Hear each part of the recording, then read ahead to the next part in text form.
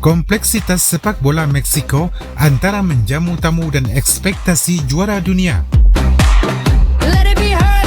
Tahun 2026 bisa jadi akan menjadi tahun bersejarah bagi Meksiko. 11 Juni nanti akan digelar event olahraga terbesar di jagat ini di tanah La Tri. Namun beberapa bulan sebelumnya, gembong narkoba yang paling dicari yaitu El Mencho dinyatakan tewas dalam satu operasi penyergapan di kediamannya di Jalisco. Ini bisa jadi ancaman laten terhadap keamanan Piala Dunia nanti kerana bisa jadi kelompok CGNG sedang menunggu momentum yang tepat untuk balas dendam. Entah berkaitan atau tidak, beberapa tahun sebelumnya di tahun 2022 terjadi pula kerusuhan di Stadion La Corregidora. Kerusuhan ini diduga terjadi kerana stadion dijadikan arena perang kartel. Sementara itu di Liga MX, Liga Sepak Bola Meksiko, terjadi berbagai praktik bawah tanah yang menjadi penyebab stagnasi perkembangan sepak bola Meksiko. Di tengah segala persoalan itu, skuad Meksiko dibebankan target untuk bisa melampaui kutukan perempat final yang terjadi ketika La Tri menjadi tuan rumah di dua edisi Piala Dunia sebelumnya. Inilah dinamika Meksiko. Sebuah kompleksitas Meksiko menjelang Piala Dunia 2026. Sekarang mari kita telusuri semua poin-poin tersebut.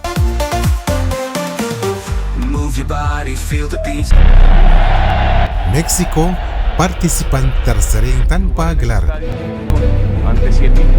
Di tanah Meksiko, sepak bola bukan sekedar permainan yang dibatasi oleh peluit wasit. Ia adalah oksigen yang dihirup di jalanan berdebu barrio, detak jantung yang beresonansi di tribun Estadio Azteca, dan warisan yang diturunkan melalui tradisi dan budaya. Sepak bola bagi rakyat Meksiko adalah sebuah identitas nasional, sebuah tradisi yang tumbuh organik dari semangat rakyat yang tidak pernah menyerah, menjadikannya salah satu negara dengan budaya sepak bola paling kuat dan unik di dunia. Meksiko berdiri tegak sebagai salah satu pilar utama kompetisi sepak bola dunia iaitu Piala Dunia. Dari total 22 edisi Piala Dunia yang telah diselenggarakan hingga tahun 2022, Meksiko telah tampil sebanyak 17 kali.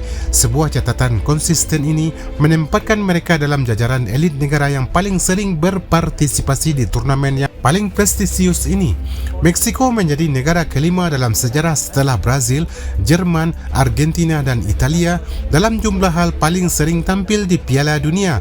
Namun anehnya, semua negara dalam 5 besar ini telah merasakan menjadi juara dunia, bahkan telah mencapai 3 kali dan lebih. Namun Meksiko tidak pernah merasakan menjadi juara dunia, bahkan prestasi tertingginya hanya sampai perempat final. Ada apa dengan Meksiko? Berikut jejak langkah L3 dalam sejarah panjang Piala Dunia.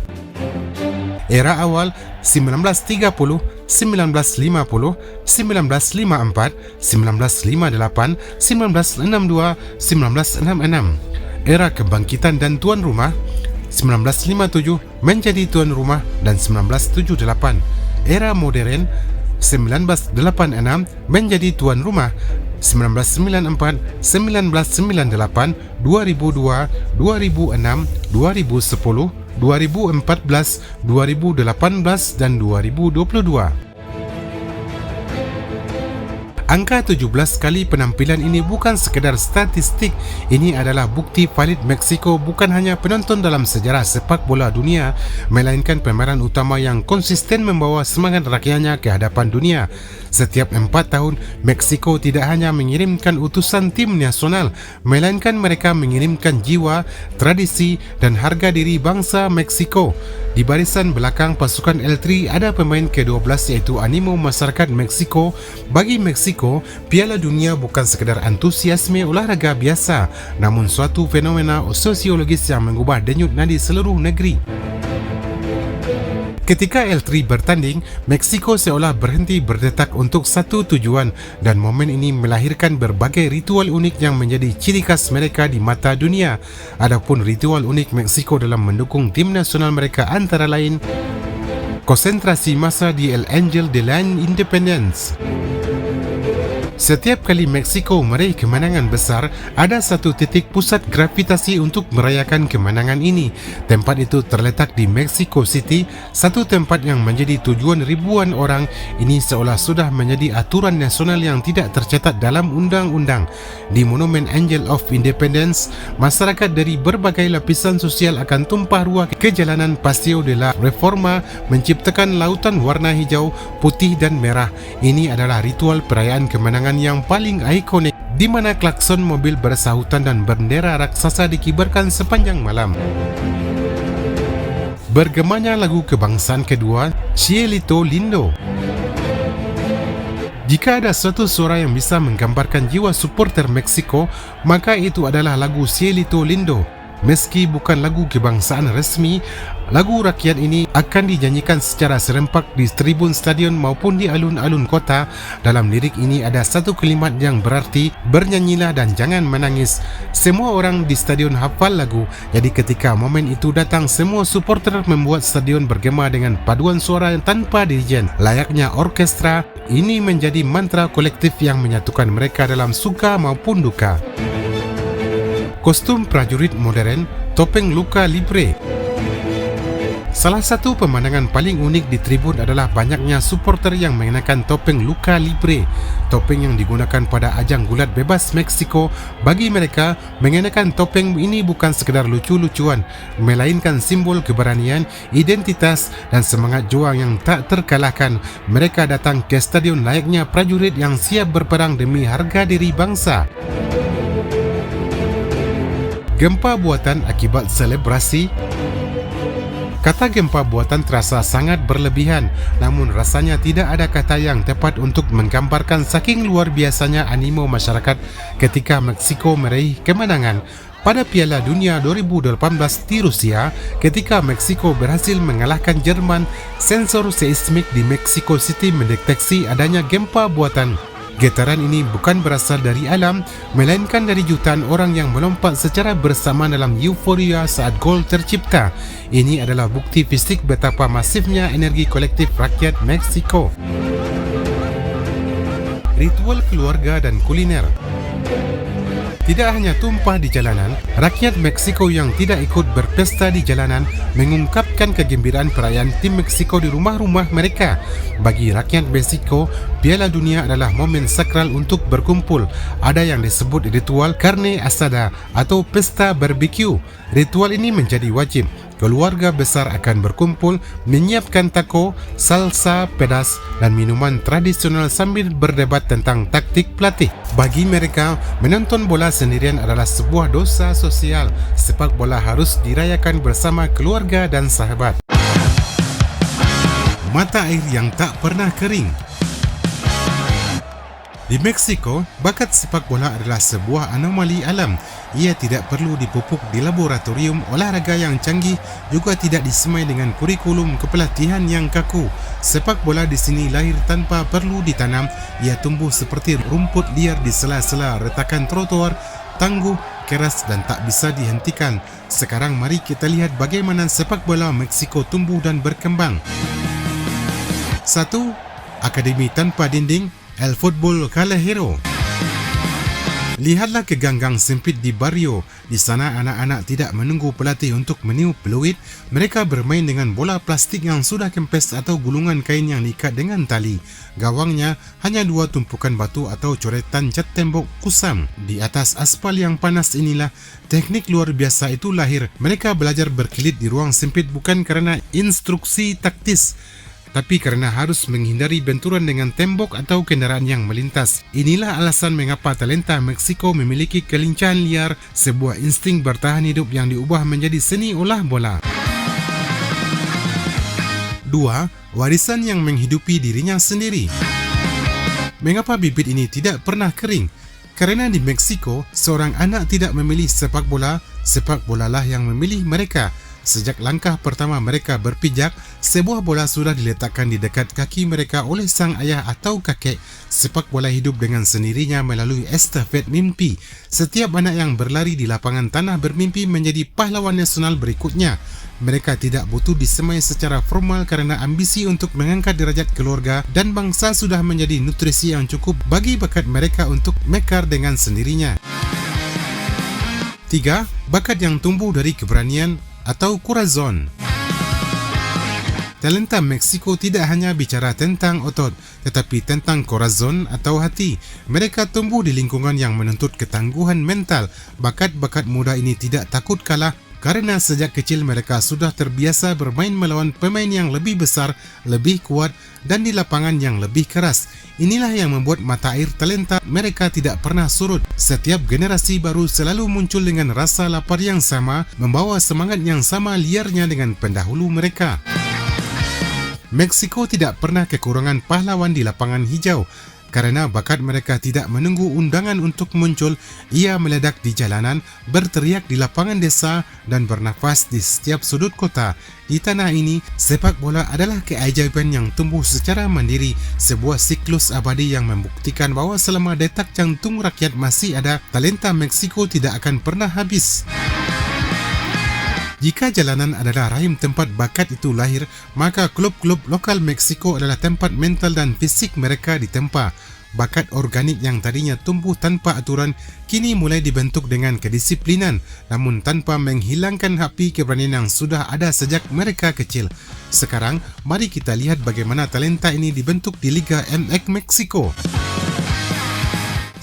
Sistem Cantera, Laboratorium Keunggulan. Klub-klub besar di Liga MX tidak membiarkan bakat-bakat ini hilang ditelan waktu.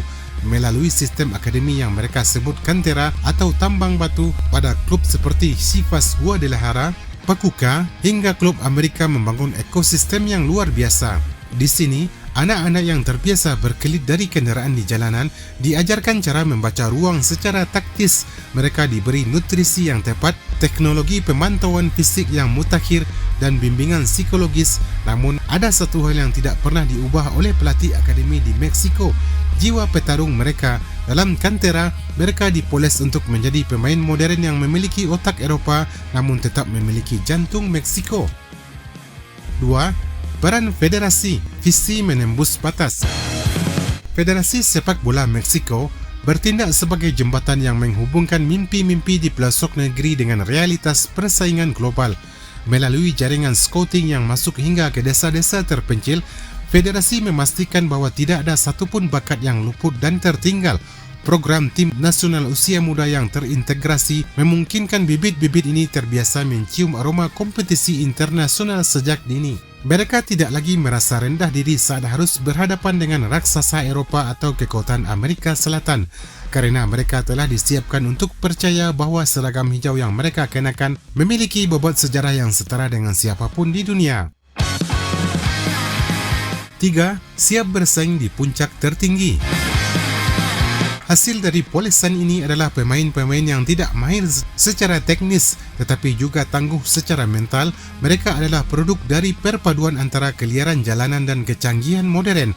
Saat seorang pemain muda Meksiko melangkah keluar dari sistem ini, mereka bukan lagi sekadar pemuda yang pandai menggocek bola. Mereka adalah atlet profesional yang siap bersaing dengan pemain kelas atas dunia. Mereka membawa kelincahan yang lahir dari aspal barrio ke stadion-stadion megah di Eropah, membuktikan bahawa mereka tumbuh dengan sendirinya. Jika dipoles dengan tepat, akan menjadi kekuatan yang mengguncang dunia. Pesona Liga MX mengurung potensi lokal di kandangnya. Di saat negara-negara Amerika Latin lainnya terpaksa mengekspor talenta terbaik mereka ke Eropah demi bertahan hidup, Meksiko berdiri di atas tumpukan modal besar yang dihasilkan Liga MX. Liga MX telah menjelma menjadi sebuah industri raksasa dengan perputaran uang yang luar biasa. Fasilitas medis kelas dunia dan stadion-stadion megah yang selalu penuh, namun disinilah letak ironinya. Kemewahan ini justru menjadi ekosistem nyaman yang perlahan mematikan daya saing para pemainnya di tataran internasional. Segala fasilitas mewah dan barir klub ini menahan talenta berbakat Meksiko untuk tidak keluar dari teritorial Liga MX. Pemain lokal tidak bisa mengukur diri mereka, merasakan kerasnya persaingan di Liga Eropah dan panasnya atmosfer liga-liga top Eropah. Mari kita lihat bagaimana elemen Liga MX mengunci talenta mereka di dalam negeri. 1. Kenyamanan melumpuhkan ambisi. Ketika seorang pemain muda berbakat yang baru saja bersinar di liga lokal, maka klub-klub di Meksiko akan segera menawarkan kontrak dengan nilai fantastis. Kontrak ini seringkali melampaui apa yang bisa ditawarkan oleh klub-klub papan tengah di Eropah. Fasilitas mewah dan gaji tinggi ini menciptakan sebuah sangkar emas. Mengapa harus mereka bersusah payah merangkak dari bawah di klub-klub Eropah, beradaptasi dengan cuaca dingin, bahasa yang asing, dan persaingan yang kejam? Jika di tanah air mereka sendiri mereka sudah diperlakukan layaknya raja. Kenyamanan finansial ini secara perlahan mengikis rasa lapar akan tantangan dan ambisi untuk menaklukkan puncak tertinggi sepak bola dunia. 2. Ekosistem lokal vs realitas global. Liga MX yang terlalu protektif dan kaya membuat perputaran pemain lokal hanya berkisar di dalam negeri saja. Harga pasar pemain Meksiko seringkali melambung tinggi secara tidak wajar atau overpriced karena daya beli klub-klub lokal yang sangat kuat. Akibatnya, klub-klub Eropah lebih memilih mencari talenta dari Argentina, Brazil atau Uruguay yang lebih terjangkau dan memiliki determinasi tinggi untuk pindah. Hal ini membuat pemain Meksiko terisolasi dalam gelembung domestik. Mereka jago di kandang, namun gagap saat harus berhadapan dengan intensitas dan taktik tingkat tinggi yang hanya bisa ditempa di kompetisi elit Eropah. 3. Stagnasi dari harga tinggi. Dampaknya yang sangat terasa ketika tim nasional melangkah ke panggung internasional. Saat negara lain datang dengan skuad yang ditempa oleh kerasnya persaingan di liga-liga top dunia, Meksiko seringkali datang dengan barisan pemain yang terlalu lama berada di zona nyaman. Kurangnya paparan terhadap standar permainan tertinggi secara rutin membuat mereka sulit untuk menembus batas-batas krusial dalam turnamen besar. Kelimpahan fasilitas dan uang yang seharusnya menjadi bahan bakar untuk melesat maju justru berubah menjadi jangkar yang menahan mereka untuk tetap diam di tempat. Mereka memiliki segalanya untuk menjadi besar, kecuali satu hal, dorongan untuk keluar dari kemewahan demi mengejar pengakuan untuk menjadi pemain terbaik dunia. Titik di mana kekuatan klub-klub Meksiko melampaui kapasitasnya. Ketika sepak bola berubah menjadi industri bernilai miliaran dolar, ia tidak hanya menarik minat investor legal, tetapi juga menjadi magnet bagi mereka yang bergerak di bawah tanah. Stadion kini bukan lagi sekedar tempat mencari prestasi. Bagi kekuatan hitam, ini adalah mesin pencuci uang yang paling sempurna dan panggung untuk menegaskan kekuatan. Bagaimana mereka memasuki lingkaran sepak bola Meksiko? 1. Infiltrasi melalui uang tak berwujud. Kartel narkoba di Meksiko menyadari bahwa sepak bola adalah cara tercepat untuk melegalkan tumpukan uang tunai mereka. Melalui skema kepemilikan yang berlapis, perusahaan-perusahaan boneka hingga kontrak pemain yang nilainya digelembungkan, uang hasil kejahatan mengalir masuk ke kas klub-klub lokal. Anda akan melihat kemewahan yang tidak masuk akal pada klub-klub kecil atau menengah, fasilitas latihan yang terlalu megah atau pembelian pemain yang tidak sesuai dengan kapasitas finansial klub. Di sinilah kekuatan hitam bekerja. Mereka tidak butuh keuntungan dari tiket, mereka hanya butuh ekosistem untuk membuat uang mereka terlihat bersih di mata hukum. 2. Cengkraman bandar judi mengatur detak jantung laga. Bukan hanya kartel, sindikat judi internasional pun mulai menancapkan kuku mereka dengan teknologi yang memungkinkan taruhan dilakukan secara real-time hingga ke detail terkecil seperti jumlah tendangan sudut atau kartu kuning. Integritas pertandingan berada di ujung tanduk. Aksi pengaturan skor tidak lagi dilakukan secara kasar. Ia bekerja melalui intimidasi halus kepada pemain yang sedang terlilit utang atau ancaman langsung kepada perangkat pertandingan. Di titik ini, sepak bola bukan lagi soal siapa yang terbaik di lapangan, melainkan soal skenario mana yang paling menguntungkan bagi para bandar di balik layar. 3. Stadion sebagai wilayah kekuasaan atau teritorio.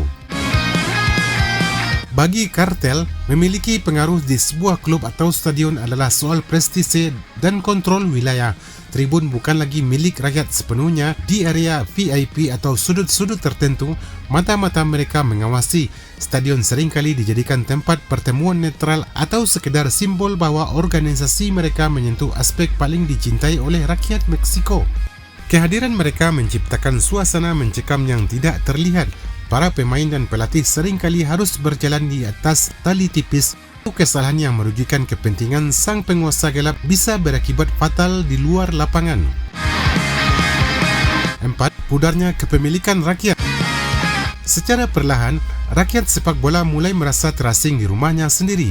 Mereka menyadari bahawa drama yang mereka tonton di lapangan mungkin saja sudah ditentukan hasilnya di sebuah bunker persembunyian atau ruang privat di kasino ilegal. Ketika kekuatan hitam itu sudah merasuk ke dalam nadi federasi dan klub, sepak bola bukan lagi tentang semangat rakyat, melainkan tentang transaksi gelap yang dibungkus dengan kemasan olahraga. Dimanapun liga di dunia ini berlangsung, membuktikan adanya tangan-tangan kartel judi masuk ke arena sepak bola sungguh sangat sulit sekali. Kesulitannya terletak pada bukti yang menyatakan telah terjadi pengaturan skor, namun naluri media dan penonton bisa merasakan ada yang salah dari satu pertandingan sepak bola. Di ranah pengadilan hukum, naluri saja tidak cukup, walaupun sekarang punya teknologi yang mampu membaca terjadinya hal yang di luar kebiasaan.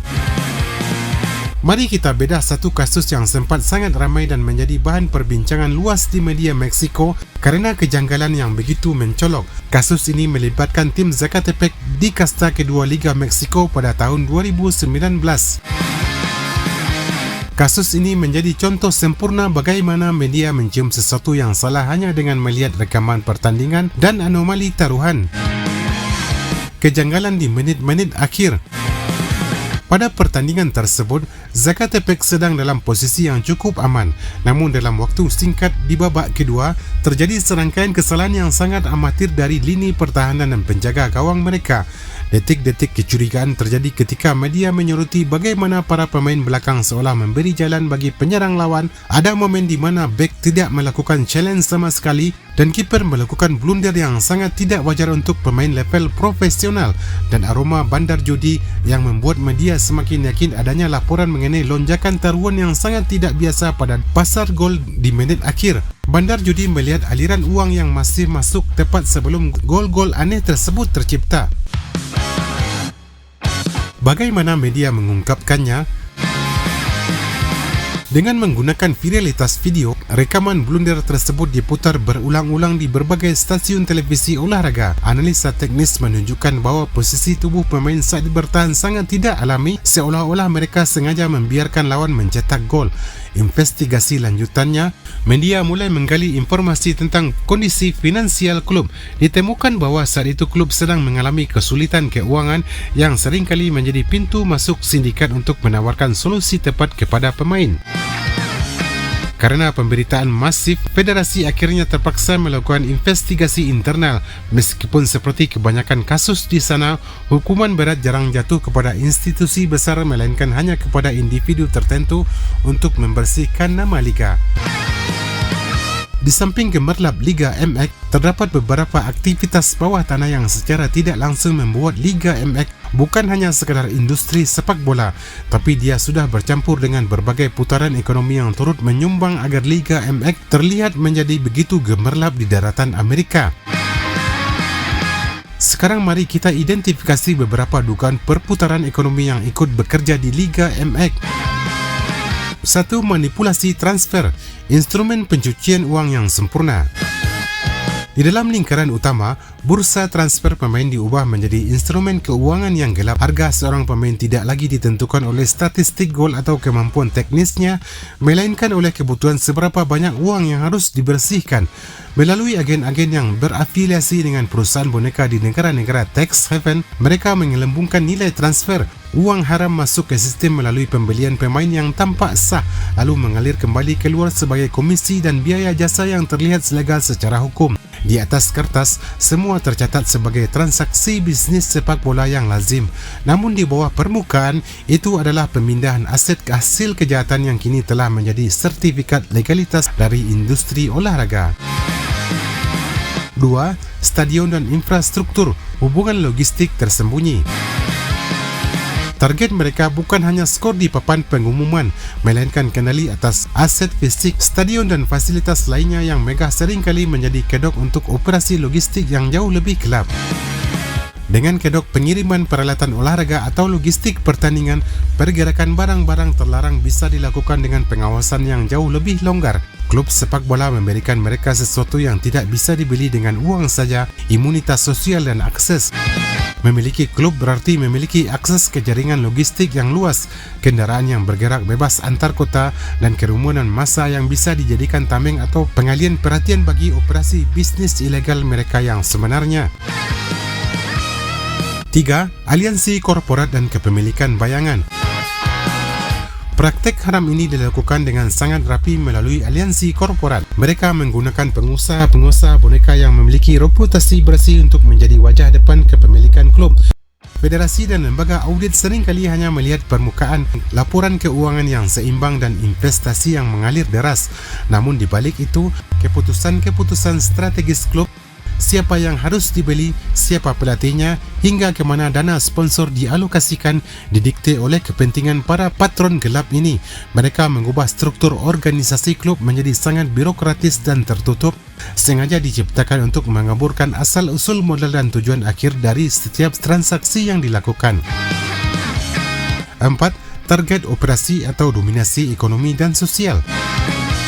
Tujuan akhir mereka bukan hanya mencari keuntungan dari kemenangan tim, melainkan stabilitas operasi.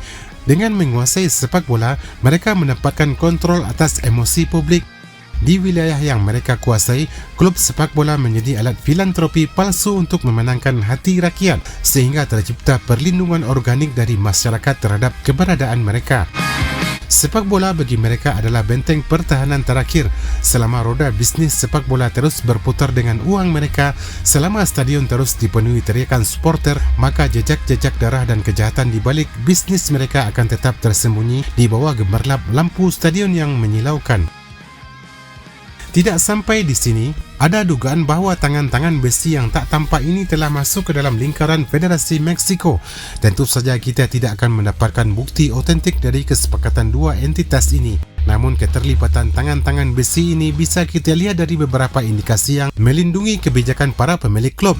Adapun kebijakan itu antara lain: 1. Penghapusan degradasi, perisai bagi sang pemilik modal.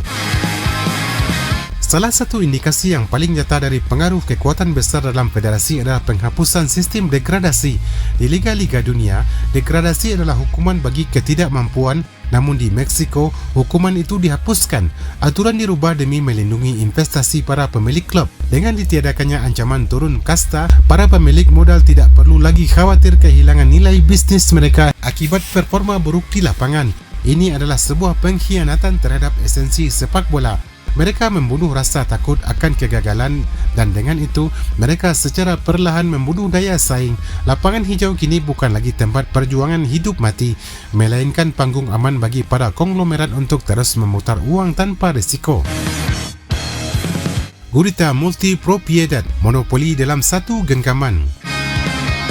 Keterlibatan entitas kuat ini sangat terlihat jelas dalam praktek multi-propiedad, di mana satu orang atau satu grup menguasai lebih dari satu klub dalam liga yang sama. Ini adalah konflik kepentingan yang nyata, namun dibiarkan tumbuh subur di bawah naungan aturan yang lentur. Kita bisa melihat contoh nyata pada kekuatan Grupo Orlegui di bawah Alejandro Irarrágorri yang menguasai Santos Laguna sekaligus Atlas FC, atau Grupo Pachuca milik Jesus Martinez yang memegang kendali atas Pachuca dan Leon. Ketika dua klub dengan pemilik yang sama bertemu, sportivitas menjadi sebuah tanda tanya besar. Siapa yang harus menang? Siapa yang harus mengalah demi posisi klasemen yang lebih strategis? Di sini, hasil pertandingan bukan lagi ditentukan oleh keringat di lapangan, melainkan oleh kesepakatan di ruang rapat yang tertutup. 3. Sandiwara di atas rumput, match fixing dan kontrol hasil. Ketika federasi yang sudah diatur, maka pertandingan pun menjadi komoditas yang bisa dipesan. Praktik match fixing atau pengaturan skor merayap masuk melalui jalur-jalur gelap bandar judi yang memiliki akses langsung ke lingkaran dalam klub. Bukan hanya soal skor akhir, bahkan detak jantung pertandingan pun dikontrol. kapan kartu merah harus dikeluarkan, kapan penalti harus diberikan, hingga bagaimana jadual pertandingan disusun untuk menguntungkan pihak-pihak tertentu demi target operasi bisnis mereka. Wasit dan pemain seringkali terjepit dalam tekanan yang mustahil untuk dilawan. Mereka harus tunduk pada skenario yang telah ditulis oleh para sutradara di balik layar. Pertandingan bukan lagi sebuah drama yang murni, melainkan sebuah sandiwara yang dipentaskan hanya untuk memenuhi angka-angka di bursa taruhan atau kepentingan kartel yang membutuhkan hasil tertentu untuk menstabilkan wilayah kekuasaan mereka. 4. Sepak bola yang dipaksa berlutut. Semua praktek haram ini dilakukan dengan sangat rapi, dibungkus dengan jargon stabilitas finansial atau pertumbuhan industri. Namun kenyataannya adalah sepak bola Meksiko sedang dipaksa berlutut di hadapan kepentingan bisnis dan kekuatan gelap. Inilah sisi menjadikan sepak bola Meksiko dan mungkin juga terjadi di beberapa liga di dunia. Di saat supporter mereka bersorak di tribun, namun mereka tidak sadar bahawa pahlawan-pahlawan mereka hanyalah pion dalam papan catur yang dikendalikan oleh segelintir orang. Federasi yang seharusnya menjadi pelindung nilai-nilai olahraga telah berubah menjadi perpanjangan tangan dari kekuatan-kekuatan yang lebih mengutamakan kecepatan putaran uang daripada integritas sebuah gol. Apakah anda berpendapat ini satu narasi berlebihan dan mengada-ada? Okey, mari kita telusuri lebih dalam. Tahun 2002, terjadi petaka besar dalam sepak bola Meksiko yang mencoreng wajah kemanusiaan di atas rumput hijau. Tragedi yang meledak di Stadion La Corregidora saat laga antara Querétaro menjamu Atlas ini bukan sekedar tawuran antar supporter, melainkan sebuah ledakan kekerasan sistematis yang mengubah arena olahraga menjadi medan perburuan yang brutal. Kerusuhan pecah di tengah pertandingan ketika pembatas tribun seolah sengaja dibuka, membiarkan massa yang beringas menyerbu pendukung tim tamu tanpa ampun. Dalam hitungan menit, aksi kekerasan yang terekam secara amatir memperlihatkan adegan yang tidak terbayangkan. Tubuh-tubuh yang sudah tak berdaya terus dihujani pukulan. Pakaian yang dilucuti secara paksa sebagai bentuk penghinaan dan ketidakhadiran aparat keamanan yang memadai di titik-titik krusial. Stadion yang seharusnya menjadi ruang aman bagi keluarga seketika berubah menjadi labirin maut yang mencekam. Sekarang, mari kita lihat teknis yang terjadi. 1. Infiltrasi ke jantung supporter. Dua entitas gelap ini menyadari bahawa supporter adalah massa yang mudah dipicu. Mereka menyusupkan jaringan preman dan anggota kartel ke dalam kelompok supporter untuk menciptakan instabilitas yang terencana.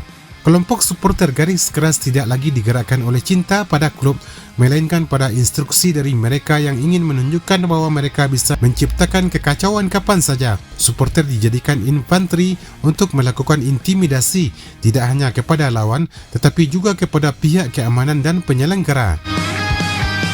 2. Petaka 5 Maret 2022. Semua infiltrasi itu memuncak dalam kengerian nyata pada laga antara Querétaro melawan Atlas. Apa yang terjadi hari itu bukan sekadar kerusuhan antara supporter biasa, melainkan sebuah kegagalan sistemis yang beraroma kesengajaan. Bayangkan, di tengah pertandingan yang sedang berjalan, tiba-tiba gerbang pembatas tribun dibuka. Kelompok supporter tuan rumah merangsek masuk menyerang pendukung Atlas dengan brutal. Teknis kejadian menunjukkan kejanggalan yang luar biasa, lemahnya pengawalan dan minimnya personel keamanan di titik-titik krusial seolah-olah memberikan jalan bagi kekerasan untuk meledak. Kamera pengawas atau CCTV bahkan dilaporkan tidak berfungsi di beberapa sudut saat serangan terjadi. 3. Kekerasan yang melampaui batas kemanusiaan. Dunia menyaksikan rekaman amatir yang memuakkan. Orang-orang dipukuli hingga tak berdaya, ditelanjangi dan dibiarkan terkapar bersimbah darah di lorong-lorong stadion. Penonton yang membawa anak-anak kecil berlari ke tengah lapangan mencari perlindungan di bawah bangku pemain, sementara di tribun senjata tajam dan benda tumpul diayunkan tanpa ampun. Tak ada gas air mata yang cukup untuk menghalau, tak ada pagar yang mampu menahan. Saat itu, Stadion La Corregidora bukan lagi tempat pertandingan bola. Ia telah berubah menjadi koloseum berdarah di mana kemanusiaan absen total. 4. Korban dan luka yang tak pernah sembuh. Laporan resmi menyebutkan puluhan orang luka-luka dengan beberapa di antaranya dalam kondisi kritis dan mengalami cacat permanen. Meskipun pemerintah setempat bersikeras tidak ada korban jiwa, kesaksian di lapangan dan visual yang beredar menunjukkan skala kekejaman yang jauh melampaui angka-angka statistik. Tragedi ini meninggalkan trauma mendalam bagi seluruh rakyat Meksiko. Mereka sadar bahawa saat itu yang menang bukanlah klub sepak bola, melainkan pesan ketakutan yang dikirimkan oleh entitas gelap yang berhasil membuktikan bahawa mereka tidak menghentikan denyut nadi sepak bola nasional kapan saja mereka mahu. Akibat dari tragedi ini, sepak bola Meksiko pun lumpuh seketika. Federasi menjatuhkan sanksi berat berupa larangan penonton bagi klub tuan rumah, pembekuan manajemen hingga kewajiban menjual kepemilikan klub. Namun dampak yang paling mendalam bukanlah sekadar sanksi administratif, melainkan hilangnya rasa aman publik dan runtuhnya kepercayaan internasional terhadap stabilitas keamanan sepak bola Meksiko. Peristiwa ini meninggalkan luka permanen dan tanda tanya besar yang menuntut analisis lebih jauh. Apakah ini murni ledakan emosi supporter ataukah ada tangan-tangan gelap yang sengaja menyalakan sumbu kekacauan tersebut? Berdasarkan analisa intelijen dan laporan investigasi pasca kejadian, ada 3 motif utama yang dicurigai sebagai alasan mengapa organisasi kriminal memesan atau menggerakkan kerusuhan tersebut. 1. Perebutan wilayah atau plaza dan pesan intimidasi. Meksiko terbagi dalam wilayah kekuasaan yang disebut plazas. Querétaro secara geografis adalah titik strategis yang menghubungkan wilayah tengah dengan jalur utara. Diduga kuat, bentrokan ini merupakan satu bentuk perselisihan antara CGNG, kelompok lokal Kartel Jalisco Nueva Generation, dengan kelompok lokal Querétaro yang terafiliasi dengan musuh mereka. CGNG ini menyusup di barisan supporter Atlas asal Guadalajara, markas CGNG, untuk melakukan kerusuhan di daerah Querétaro dengan tujuan memberikan pesan berdarah. Mereka ingin menunjukkan bahawa di wilayah kami kalian tidak aman. Stadion dipilih kerana dampaknya masif dan diliput secara nasional dan internasional, memberikan efek teror yang jauh lebih besar daripada pembunuhan di jalanan sepi. 2. Pengalian isu keamanan nasional. Dalam beberapa kasus di Meksiko, kekacauan publik berskala besar terkadang digunakan sebagai pengalian perhatian. Maksudnya begini, saat perhatian seluruh dunia dan aparat keamanan terfokus pada tragedi kemanusiaan di stadion, pergerakan logistik berupa narkoba atau senjata di jalur-jalur darat sekitar Querétaro menjadi lebih leluasa kerana polisi sedang sibuk menangani kerusuhan. Ada dugaan bahawa kerusuhan ini dipesan untuk menarik fokus militer dan polisi federal ke satu titik, iaitu stadion, sementara operasi kriminal besar lainnya dilakukan di tempat lain tanpa gangguan. 3. Sabotase bisnis dan pembersihan manajemen. Sepak bola adalah bisnis pencucian uang yang sangat besar. Jika sebuah faksi kriminal ingin mendepak pemilik klub atau pengelola stadion tanpa harus melakukan pembunuhan langsung, mereka menciptakan kekacauan yang membuat klub tersebut hancur secara finansial dan sanksi. Dengan melakukan sabotase kerusuhan seperti ini, maka akibatnya nilai pasar klub anjlok, sponsor lari, dan pemilik dipaksa menjual klub dengan harga murah atau dilarang beroperasi. Maka kondisi ini akan memberikan jalan bagi kelompok lain yang mungkin berafiliasi dengan faksi kriminal berbeda untuk masuk dan mengambil alih kendali klub dan infrastruktur olahraga tersebut sebagai alat baru untuk memutar uang mereka. 4. Adu mekanik antar pemimpin Barra Brava. Di Meksiko, pemimpin Barra Brava seringkali memiliki kontrak gelap dengan manajemen klub atau faksi politik lokal. Maksudnya, mereka menciptakan kerusuhan untuk menunjukkan kekuasaan mereka kepada manajemen klub agar mereka mendapat aliran dana atau jatah tiket atau penguasaan lahan parkir. Mereka ingin menunjukkan bahawa tanpa kendali mereka, stadion bisa berubah menjadi neraka. Apakah semua fakta ini berdasarkan metode kira-kira? Mari kita lanjut pembahasan ini. Analisis ini bersumber dari sintesis berbagai laporan investigasi mendalam, jurnalistik kriminal dan pengamat keamanan di Meksiko yang muncul setelah tragedi 5 Maret 2022. Berikut adalah pilar utama yang menjadi basis analisis tersebut. 1. Investigasi jurnalistik progresif Proceso dan El Universal. Majalah Proceso yang dikenal sebagai salah satu media investigasi paling berani di Meksiko menerbitkan laporan yang menyoroti kehadiran faksi-faksi kriminal dalam struktur Barra Bravas atau supporter garis keras. Mereka mewawancarai sumber-sumber di internal supporter yang mengkonfirmasi bahwa banyak pemimpin kelompok ini sebenarnya adalah operatif lapangan yang memiliki akses langsung ke logistik kartel. 2. Analisa keamanan, security analyst, dan think tanks. Pakar keamanan seperti David Saucedo yang sering mengulas pergerakan kartel di Meksiko memberikan perspektif tentang bagaimana organisasi kriminal ini melakukan infiltrasi horizontal. Analisis ini didasarkan pada pola kekerasan. Cara pelaku melucuti pakaian korban dan melakukan kekerasan sistematis adalah tanda pengenal atau signatur dari kelompok kriminal terorganisir di Meksiko, bukan perilaku tipikal fans sepak bola biasa. Querétaro adalah wilayah sengketa antara CGNG dan kelompok lokal seperti Cartel de la Santa Rosa de Lima. 3. Laporan investigasi penegak hukum Leaks and Whistleblowers. Pasca kejadian, muncul laporan mengenai kegagalan sistem keamanan di bawah perusahaan GSI. Investigasi menemukan bahawa banyak petugas keamanan yang disewa hari itu adalah orang-orang yang tidak terlatih dan diduga memiliki koneksi dengan kelompok provokator.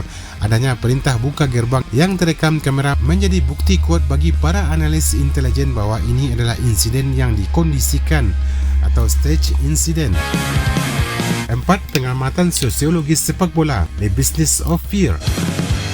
Banyak analis olahraga di Meksiko yang juga mendalami isu korupsi melihat bahawa kerusuhan besar adalah cara paling efektif untuk memaksa perubahan kepemilikan klub. Ini adalah teknik lama di dunia bisnis Meksiko, buat sebuah aset menjadi beracun atau toksik sehingga pemiliknya terpaksa menjualnya dengan harga murah kepada pihak yang sudah dipesan. Penting untuk diingat, garis antara laporan resmi pemerintah dan kekayaan di lapangan seringkali berbeda. Pemerintah cenderung melabeli ini sebagai perkelahian fans untuk menjaga citra keamanan negara menjelang Piala Dunia 2026. Namun para analis independen dan intelijen swasta melihat pola yang jauh lebih gelap di baliknya.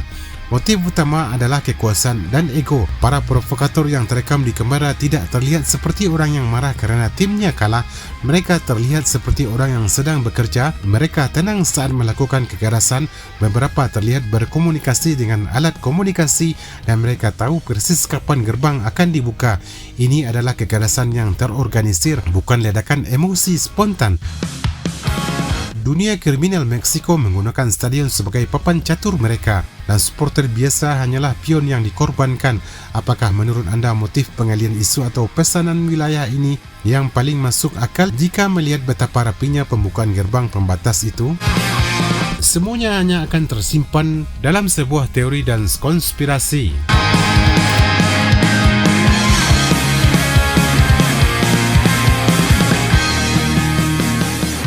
Meksiko, kartel, dan skenario sunyi di balik Piala Dunia 2026.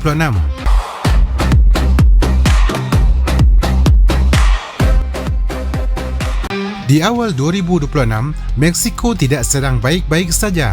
Meskipun dari luar, semua tampak berjalan normal, jalanan tetap hidup, kota tetap berdenyut dan pemerintah tetap berbicara tentang kesiapan mereka menjadi tuan rumah Piala Dunia FIFA World Cup 2026. Namun jauh di bawah permukaan itu, sebuah peristiwa besar telah terjadi. Peristiwa yang bukan hanya mengguncang struktur kriminal tetapi juga membuka kemungkinan-kemungkinan yang jauh lebih gelap. Di negara bagian Jalisco, wilayah yang selama bertahun-tahun dikenal sebagai bisnis kuat Cartel de la Jalisco Nueva Generación, sebuah operasi militer senyap mencapai puncaknya. Operasi ini tidak diumumkan secara terbuka, tidak diberi nama besar, tidak dirancang untuk konsumsi publik. Ia bekerja dalam diam, dibangun dari serpihan-serpihan intelijen yang dikumpulkan perlahan, termasuk dari mitra internasional seperti Drug Enforcement Administration yang selama ini memiliki kepentingan besar dalam melemahkan jaringan kartel lintas negara. Targetnya bukan figur biasa, Nemesio Seguera Cervantes atau El Mencho, nama yang selama bertahun-tahun lebih sering terdengar sebagai legenda daripada manusia. Sosok yang selalu berada satu langkah di depan, menghilang sebelum disentuh dan membangun reputasi sebagai pemimpin kartel paling agresif di generasinya. Namun kali ini, sesuatu berubah. Bukan kerana kekuatan besar, melainkan kerana celah kecil, sebuah jejak yang muncul dari lingkaran terdekatnya yang perlahan membuka jalan bagi pelacakan yang lebih presisi. Ketika lokasi itu akhirnya terkunci, semua bergerak cepat. Pasukan Secretaría de la Defensa Nacional turun dengan kecepatan dan koordinasi tinggi menutup akses, mengisolasi area dan memastikan bahawa tidak ada ruang bagi target untuk melarikan diri. Dalam operasi tersebut, El Mencho tidak langsung tewas. Ia sempat diamankan dalam kondisi hidup, sebuah momen yang selama ini nyaris mustahil dibayangkan. Namun luka yang dideritanya membuat situasi berubah cepat dan dalam proses evakuasi, ia akhirnya dinyatakan meninggal dunia. Secara teori, ini seharusnya menjadi kemenangan besar bagi negara. Kepala dari salah satu organisasi kriminal paling berbahaya telah jatuh. Struktur yang selama ini dianggap sulit disentuh akhirnya berhasil ditembus. Namun realitas di lapangan tidak pernah sesederhana teori. Beberapa jam setelah operasi itu, gelombang kekerasan langsung muncul, jalan-jalan diblokade, kendaraan dibakar, dan kota-kota di Jalisco termasuk Guadalajara mengalami gangguan serius. Ini adalah respon yang sudah diprediksi, sebuah refleksi bahwa meskipun pemimpinnya jatuh, jaringan yang ia bangun masih hidup dan mampu bereaksi. Namun yang tidak diprediksi adalah betapa cepatnya semua berhenti. Dalam hitungan waktu yang relatif singkat, eskalasi itu mereda, tidak berkembang menjadi konflik berkepanjangan, tidak berubah menjadi perang terbuka antar faksi dalam skala besar, dan tidak menunjukkan pola kekerasan beruntun yang biasanya muncul ketika sebuah kartel kehilangan pemimpin utamanya. Bagi banyak pengamat, inilah titik di mana cerita ini berhenti terasa tidak normal. Sejarah kartel di Meksiko menunjukkan pola yang jelas. Ketika seorang pemimpin besar jatuh, yang terjadi bukanlah ketenangan, melainkan fragmentasi. Faksi-faksi internal saling berebut kendali, wilayah menjadi medan konflik, dan kekerasan justru meningkat. Namun dalam kasus ini, yang muncul justru kebalikan, sebuah ketenangan yang datang terlalu cepat, terlalu rapi dan terlalu terkendali. Di sini muncul pertanyaan yang tidak nyaman, apakah ini tanda bahwa organisasi tersebut melemah atau justru sebaliknya mereka sedang menahan diri? Karena dalam dunia organisasi kriminal terstruktur, reaksi tidak selalu bersifat spontan. Dalam banyak kasus, justru respon yang paling berbahaya adalah yang ditunda, bukan kerana tidak mampu membalas, tetapi kerana memilih waktu yang tepat untuk melakukannya, waktu di mana dampaknya bisa diperbesar, pesan yang dikirim bisa diperjelas, dan efek psikologisnya bisa melampaui batas lokal. Di tahun ini, Meksiko sedang berada di panggung yang sangat spesial dan sangat rentan. Sebagai salah satu tuan rumah Piala Dunia 2026, negara ini akan menjadi pusat perhatian dunia. Jutaan orang akan datang, miliaran pasang mata akan menyaksikan, dan setiap kejadian sekecil apapun itu akan diperbesar oleh sorotan global. Dalam konteks ini, stabilitas bukan hanya soal keamanan, tetapi juga soal reputasi. Di titik inilah hipotesis mulai berkembang, bukan sebagai fakta, bukan sebagai kepastian, tetapi sebagai kemungkinan yang cukup masuk akal untuk dipertimbangkan. Bagaimana jika ketenangan yang terjadi saat ini bukanlah akhir dari konflik, melainkan fase persiapan, sebuah periode di mana jaringan yang tersisa memilih untuk berkonsolidasi, menyusun ulang struktur, dan menunggu momen yang memiliki nilai simbolik yang lebih besar. Karena jika tujuan mereka hanya balas dendam, mereka bisa melakukannya saat itu juga dalam bentuk kekerasan yang masif dan langsung. Namun jika tujuan mereka adalah pesan yang ingin didengar dunia, maka timing menjadi segalanya. Piala Dunia menawarkan panggung tersebut. Bukan berarti harus terjadi serangan besar atau skenario ekstrim. Dalam banyak kasus, gangguan kecil yang terjadi di waktu dan tempat yang tepat sudah cukup untuk menciptakan efek global. Kepanikan, sorotan media, tekanan internasional, semua bisa tercipta dari satu titik yang dirancang dengan presisi. Sekali lagi, tidak ada bukti konkret yang menunjukkan bahwa skenario seperti ini sedang direncanakan, namun dalam analisis keamanan yang sering menjadi masalah bukanlah apa yang sudah terlihat, melainkan apa yang mungkin terjadi tetapi tidak diantisipasi. Dan justru karena itu, ketenangan yang muncul setelah peristiwa besar ini terasa mengganggu. Meksiko mungkin telah memenangkan satu pertempuran penting dengan jatuhnya Nemesio Oseguera Cervantes. Namun dalam konflik yang lebih luas, kemenangan seperti ini seringkali hanya menggeser dinamika, bukan mengakhiri permainan. Karena di balik setiap kekosongan kekuasaan, selalu ada pihak yang bersiap untuk mengisinya, dan terkadang ancaman terbesar bukan datang dari kekuatan yang terlihat, melainkan dari sesuatu yang memilih untuk menunggu momen, menunggu panggung, menunggu dunia untuk melihat. Setelah El Menco, siapa mengendalikan bayangan? Jika kejatuhan Nemesio Oseguera Cervantes menjadi akhir dari satu era, maka pertanyaan berikutnya jauh lebih berbahaya. Siapa yang sekarang memegang kendali? Karena dalam dunia seperti yang dibangun oleh kartel del Jalisco Nueva Generación, kekuasaan tidak pernah benar-benar kosong. Ia hanya berpindah atau diperebutkan. Dan seringkali proses perebutan itu tidak terlihat di permukaan. Pada minggu-minggu setelah operasi di Jalisco, situasi tampak stabil. Tidak ada eskalasi besar, tidak ada konflik terbuka yang meluas, dan tidak ada fragmentasi brutal seperti yang biasa terjadi ketika sebuah kartel kehilangan pemimpinnya. Maka dari itulah, justru disitulah letak kejanggalannya. Karena organisasi seperti ini tidak bertahan lama dengan mengandalkan satu orang pemimpin saja. Mereka bertahan lama karena sistem yang terbentuk, struktur yang berlapis, dan jaringan loyalitas serta mekanisme suksesi yang seringkali sudah disiapkan jauh sebelum krisis terjadi. Artinya, ketika El Menco jatuh, kemungkinan besar ada lebih dari satu pihak yang siap mengambil alih kepemimpinan, dan di titik itu, dua kemungkinan mulai muncul. Kemungkinan yang pertama adalah skenario klasik atau fragmentasi, di mana beberapa faksi internal mulai bersaing, diam-diam memperluas pengaruh, menguji kekuatan satu sama lain tanpa harus langsung memicu perang terbuka. Dalam skenario ini, ketenangan bukan berarti damai, melainkan fase awal dari konflik yang belum meledak. Namun ada kemungkinan kedua yang jauh lebih menarik, sekaligus lebih mengkhawatirkan, bahwa organisasi ini tidak terpecah, bahwa mereka justru berhasil mempertahankan kesatuan. Jika itu terjadi, maka ketenangan yang kita lihat bukanlah tanda kelemahan, melainkan bukti kontrol yang cukup kuat untuk menahan reaksi impulsif, cukup disiplin untuk menghindar eksposur berlebihan, dan cukup strategis untuk menunggu momen yang lebih tepat.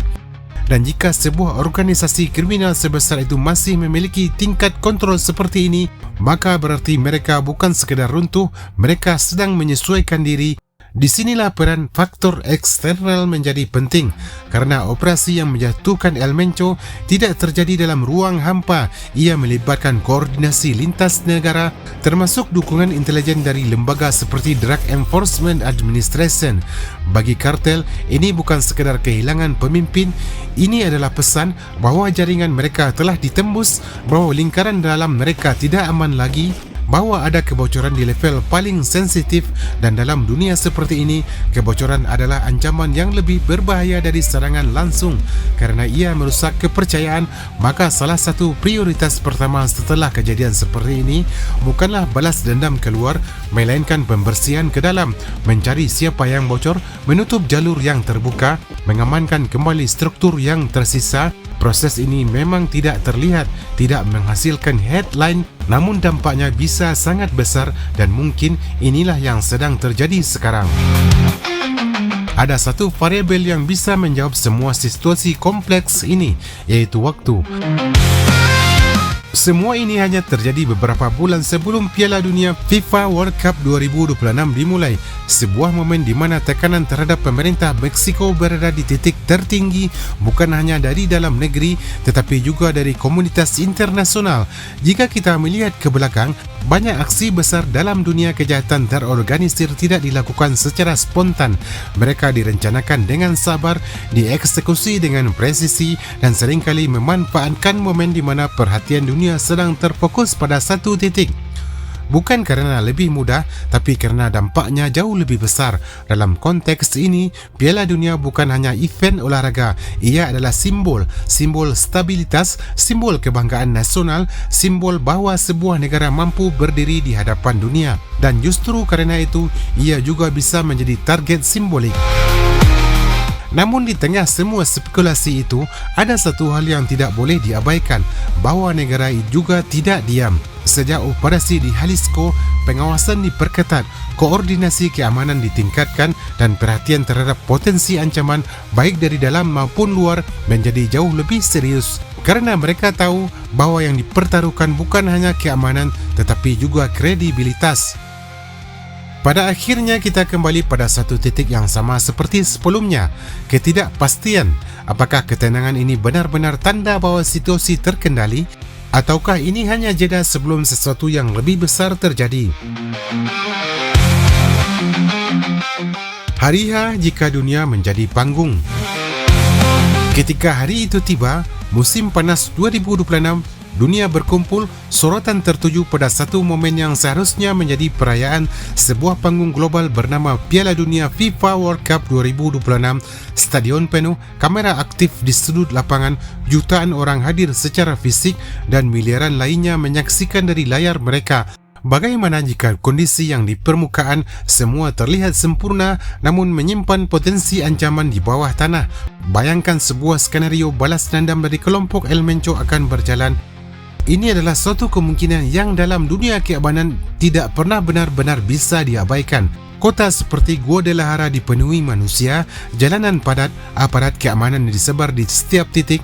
Setiap pengawasan bekerja tanpa henti. Semua orang fokus pada satu hal, pertandingan, dan ancaman itu datang dari arah yang jarang terlihat. Ia tidak selalu berupa kekerasan terbuka, tidak selalu berupa serangan besar. Terkadang ia hadir dalam bentuk gangguan kecil yang dirancang dengan presisi di waktu yang tepat. Bayangkan listrik padam di satu titik penting, ada gangguan komunikasi yang terjadi hanya beberapa minit, atau kepanikan yang muncul dari satu insiden kecil yang diperbesar oleh kerumunan. Dalam kondisi normal, hal-hal seperti itu mungkin bisa dikendalikan. Namun dalam skala Piala Dunia, di tengah ribuan orang, di bawah sorotan global, dampaknya bisa berlipat ganda, bukan kerana besarnya peristiwa itu sendiri, tetapi karena efeknya. Dan di sinilah letak kekuatan sebenarnya, bukan pada kehancuran fisik, melainkan pada pesan bahawa stabilitas bisa diganggu, bahawa kontrol tidak pernah absolut, bahkan di momen paling penting selalu ada celah. Mesin keamanan yang tidak terlihat. Di sisi lain, negara tidak tinggal diam. Sejak awal tahun, pengamanan untuk Piala Dunia FIFA World Cup 2026 diperketat secara besar-besaran. Koordinasi lintas lembaga ditingkatkan, bahkan kerjasama internasional termasuk dengan lembaga seperti Drug Enforcement Administration diperluas. Setiap potensi ancaman dipetakan, setiap skenario dianalisis, kerana mereka tahu bahawa yang diperlukan bukan hanya keamanan satu pertandingan tetapi reputasi sebuah negara di hadapan dunia. Ketika peluit pertama dibunyikan, dunia bersorak, namun di balik sorakan itu ada satu pertanyaan yang terus menggantung. Apakah semua itu benar-benar aman ataukah ini hanya ketenangan sebelum sesuatu terjadi? Karena jika ada satu hal yang diajarkan oleh peristiwa sebelumnya, dari jatuhnya Nemesio Oseguera Cervantes hingga ketenangan yang datang setelahnya, adalah bahawa tidak semua ancaman bergerak dengan suara keras. Beberapa di antaranya memilih diam, menghilang dari radar, menunggu momen, menunggu panggung, dan ketika panggung itu akhirnya datang, dunia mungkin tidak akan siap. Namun jika ada satu hal yang sering luput dari perhatian dalam semua skenario ancaman itu adalah fakta bahawa negara tidak pernah benar-benar diam. Di balik euforia Piala Dunia FIFA World Cup 2026, Meksiko sebenarnya sedang menggerakkan salah satu operasi pengamanan terbesar dalam sejarah modernnya. Bukan hanya di permukaan tetapi hingga ke lapisan yang tidak terlihat oleh publik. Secara internal, struktur keamanan disusun dalam beberapa cincin. Lapisan pertama adalah pengamanan terbuka, polisi lokal, aparat lalu lintas dan unit patroli yang menjaga stabilitas di ruang publik. Mereka adalah wajah yang terlihat yang memberikan rasa aman secara langsung. Namun lapisan itu bukan yang paling menentukan. Di belakangnya terdapat kekuatan militer yang jauh lebih besar. Pasukan dari Secretaría de Defensa Nacional dan Garda Nasional ditempatkan secara strategis bukan untuk terlihat tetapi untuk bereaksi. Jumlahnya tidak kecil, ribuan personel disiagakan di kota-kota utama dengan kemampuan mobilitas cepat dalam hitungan menit. Mereka dilengkapi dengan kendaraan taktis, dukungan udara serta sistem komunikasi yang terintegrasi. Di atas itu semua ada lapisan yang lebih senyap yaitu intelijen. Setelah operasi yang menjatuhkan Nemesio Oseguera Cervantes, fokus utama tidak hanya pada penindakan tetapi pada pencegahan. Setiap pergerakan mencurigakan dipetakan, setiap komunikasi dianalisis, setiap potensi gangguan diklasifikasikan berdasarkan resiko. Kerja ini tidak berdiri sendiri. Meksiko memperluas koordinasi dengan mitra internasional termasuk lembaga seperti Drug Enforcement Administration untuk memastikan bahawa ancaman lintas negara bisa dideteksi lebih awal. Karena dalam dunia yang terhubung seperti sekarang, ancaman jarang bersifat lokal. Berikutnya ada dimensi lain yang jauh lebih kompleks, iaitu metode pengamanan administratif. Setiap stadion memiliki protokol evakuasi yang dirancang hingga ke detail terkecil. Jalur keluar masuk diatur untuk menghindari titik kemacetan. Sistem komunikasi darurat disiapkan untuk menghindari kepanikan massal. Simulasi dilakukan berulang kali. Bukan hanya untuk skenario besar tetapi juga untuk gangguan kecil, pemadaman listrik, lonjakan massa hingga kegagalan sistem komunikasi. Karena seringkali bukan ancaman besar yang memicu kekacauan, melainkan reaksi terhadap hal kecil yang tidak terkelola dengan baik. Secara taktis, pendekatan yang digunakan bukan lagi reaktif tetapi preventif. Alih-alih menunggu ancaman muncul, sistem dirancang untuk mendeteksi pola sebelum ia berkembang. Zona-zona prioritas ditentukan, akses dibatasi secara selektif, pergerakan massa dimonitor secara real time. Ini bukan sekadar pengamanan acara, ini adalah manajemen risiko dalam skala nasional. Namun di atas semua itu, ada satu prinsip yang menjadi dasar, bahawa keamanan bukan berarti tidak ada ancaman. Keamanan adalah kemampuan untuk merespon lebih cepat dari ancaman itu sendiri. Dan mungkin inilah yang membuat situasi menjadi menarik. Di satu sisi, ada kemungkinan ancaman yang bergerak dalam diam, seperti yang kita bahas sebelumnya. Di sisi lain, ada mesin keamanan yang juga bekerja dalam diam, lebih besar, lebih terstruktur dan lebih siap dari sebelumnya. Pertanyaannya kemudian bukan lagi apakah sesuatu akan terjadi, tetapi jika itu terjadi, siapa yang akan lebih siap? Meksiko, kutukan perempat final di kandang sendiri. Bagi negara-negara di dunia, menjadi tuan rumah Piala Dunia adalah sebuah kehormatan langka. Namun bagi Meksiko, ini adalah sebuah takdir yang berulang. Pada tahun 2026 nanti, Meksiko akan mengukir sejarah yang belum pernah dicapai oleh negara manapun di dunia. Meksiko akan mencatat rekor sebagai negara yang menjadi tuan rumah untuk ketiga kalinya. Meksiko tahun 1970 yang menjadi saksi mahkota bagi Pele dan tahun 1986 yang memahat legenda tangan Tuhan Maradona di Estadio Azteca. Kini gerbang Coloso de Santa Ursula kembali dibuka untuk menyambut dunia. Namun, kemegahan sebagai tuan rumah ketiga kalinya ini membawa sebuah paradoks yang lebih berat bagi generasi pemain saat ini. Sejarah mencatat bahawa Meksiko yang mampu mencapai babak perempat final saat bermain di rumah sendiri, memori tahun 70 dan 86, bukan sekedar nostalgia. Ini adalah standar emas yang menghantui setiap pemain yang mengenakan jersey L3. Tampil di rumah sendiri berarti memikul beban harapan tidak hanya sekedar ikut berpesta, tapi melampaui apa yang dicapai para pendahulu mereka. Sebagai tuan rumah ketiga kalinya, Meksiko memiliki DNA kandang, artinya pencapaian tertinggi mereka di Piala Dunia selalu diraih di kandang mereka sendiri. Mereka tahu cara menggunakan atmosfer Stadion Azteca, kelembapan Monterrey dan gairah Guadalajara untuk melumpuhkan mental lawan bahkan sebelum peluit dibunyikan. Bagi Meksiko, rumah bukan hanya tempat bertanding, rumah adalah senjata. Namun apakah skuad Meksiko mampu menyamai prestasi senior mereka dengan melangkah sampai ke perempat final atau bahkan lebih dari itu? Ambisi yang terbentur tembok perempat final. Namun, tekanan kali ini berbeda. Dengan format baru dan skuad yang sedang dalam masa transisi, para pemain muda Meksiko berdiri di persimpangan jalan. Menjadi tuan rumah memberikan mereka energi ekstra dari jutaan suara supporter, tetapi di saat yang sama, ia menjadi beban mental yang bisa meruntuhkan konsentrasi. Rakyat Meksiko tidak ingin melihat timnya tersingkir lebih lebih awal di tanah yang pernah menjadi saksi bisu kejayaan Pele dan Maradona. Bagi Latri, tanah Meksiko adalah saksi perjuangan yang selalu terhenti di titik yang sama. Perjalanan Meksiko dalam 2 edisi tuan rumah sebelumnya adalah kisah tentang kegigihan yang harus menyerah pada detail kecil di babak perempat final. 1. Tragedi Toluca 1970, runtuhnya benteng di hadapan Italia. Piala Dunia 1970 menjadi saksi keperkasaan Meksiko sebagai tuan rumah, di mana mereka mencatatkan rekor pertahanan sempurna di grup 1 tanpa kebobolan 1 gol pun. Perjalanan impresif ini dimulai dengan menahan imbang raksasa Uni Soviet 0-0 yang kemudian dilanjutkan dengan kemenangan telak 4-0 atas El Salvador serta kemenangan tipis 1-0 melawan Belgia.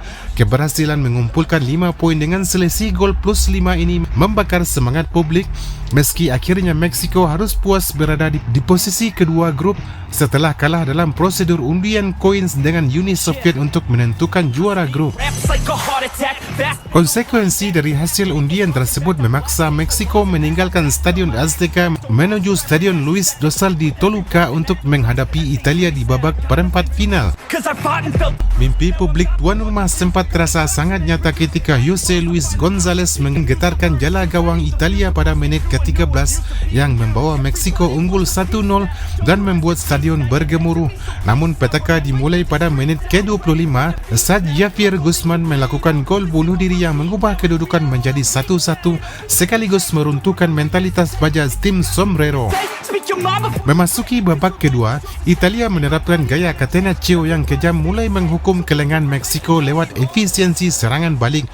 Luigi Riva mencetak gol pada menit ke-63 untuk membalikkan keadaan menjadi 2-1. Disusul gol Gianni Rivera pada menit ke-70 sebelum akhirnya Riva mengunci kemenangan dengan gol keduanya di menit ke-76. Skor berakhir dengan kekalahan telak 4-1 bagi Meksiko, sebuah hasil yang memaksa rakyat mereka tertunduk lesu menyaksikan tim kesayangan tersingkir di saat langkah menuju semifinal hanya berjarak beberapa menit saja. 2. Drama penalti 1986, air mata di Monterrey. 16 tahun setelah drama di Toluca, semangat rakyat Meksiko kembali membara saat mereka menjadi tuan rumah Piala Dunia 1986. Di bawah arahan pelatih Bora Milutinovic dan kepemimpinan striker legendaris Hugo Sanchez di lapangan, Meksiko kembali perkasa di grup B dengan mengumpulkan 5 poin hasil dari 2 kemenangan 2-1 atas Belgia, imbang 1-1 dengan Paraguay dan menang 1-0 atas Irak. Momentum ini berlanjut ke babak 16 besar di Stadion Azteca di mana Manuel Negrete mencetak gol voli akrobatik legendaris pada menit ke-34 yang kemudian digandakan oleh Raul Servin pada menit ke-61 untuk membungkam Bulgaria dengan skor akhir 2-0. Langkah meyakinkan tersebut membawa mereka ke perempat final di Monterrey untuk menghadapi Jerman Barat, sebuah pertempuran fisik dan mental yang berlangsung sengit selama 120 menit. Meskipun Meksiko terus menggempur pertahanan lawan, skor tetap bertahan kacamata 0-0 hingga peluit panjang babak perpanjangan waktu berakhir. Petaka kemudian datang melalui drama adu penalti yang menguji ketangguhan mental kedua tim. Di babak penentu ini, mental baja Jerman Barat terbukti unggul dengan kemenangan telak 4-1. Di kubu Meksiko, hanya Manuel Negrete yang berhasil mengeksekusi penalti dengan baik. Sementara itu, harapan tuan rumah runtuh setelah kiper Harald Schumacher berhasil menepis tendangan Fernando Quirarte, penendang kedua, dan Raul Servin, penendang ketiga. Jerman Barat sendiri menyapu bersih 4 eksekusi mereka tanpa meleset. Meskipun harus tersingkir dan tak kalah dalam waktu normal, sebuah akhir yang menyakitkan mengingat mereka merasa punya jarak beberapa inci dari babak semifinal. 3. Bayang-bayang sejarah menuju 2026. Dua kegagalan di perempat final inilah yang menciptakan istilah Quinto Partido atau pertandingan kelima. Sejak 1986 hingga 2002, Meksiko selalu lolos dari fase grup namun selalu gugur di babak 16 besar. Seolah ada tembok gaib yang menghalangi mereka ke perempat final. Bagi skuad 2026, memori 1970 dan 1986 adalah pengingat bahawa faktor tuan rumah bisa membawa anda jauh tapi tidak bisa memberikan kemenangan cuma-cuma. kesalahan kecil di fase grup akan berakibat fatal, tak peduli seberapa keras dukungan 100,000 supporter. Kini, pertanyaannya adalah, apakah generasi Santiago Gimenez dan Edson Alvarez mampu melampaui capaian pendahulu mereka di 1970 dan 1986? Ataukah mereka akan kembali terhenti di tembok yang sama, di depan publik yang sama setelah menanti selama 40 tahun, atau malah berakhir lebih tragis dengan meraih pencapaian kurang dari senior mereka 1970 dan 1986? Untuk memecahkan kutukan sejarah, Meksiko tidak bisa lagi hanya mengandalkan semangat. Mereka butuh unit yang taktis, dingin dan memiliki pengalaman menghadapi intensitas tinggi. Skuad 2026 adalah jawapan atas kegagalan masa lalu. 1. Poros keamanan, tembok dan jangkar. Pertahanan menjadi fondasi utama bagi tim nasional Meksiko untuk menghindari tragedi masa lalu, dan sosok Edson Alvarez adalah jantung dari strategi ini.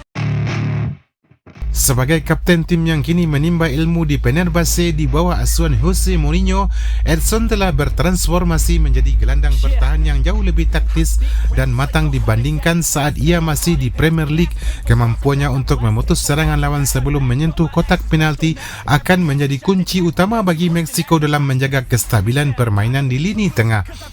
Di belakang Edson berdiri dua tembok kokoh yang sudah terasa di kerasnya kompetisi Eropa, yakni Johan Vazquez yang bermain disiplin di Serie A bersama Genoa dan Cesar Montes yang kini membela Lokomotiv Moskow.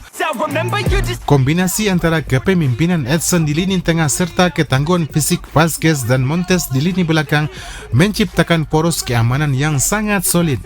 Dengan statistik pertahanan yang lebih matang, para penggemar mulai optimis bahwa kutukan perempat final yang menghantui sejak 1970 dan 1986 akhirnya bisa dipatahkan melalui disiplin gaya bertahan modern ini. 3. Ujung tombak, harapan baru pada Santiago Gimenez.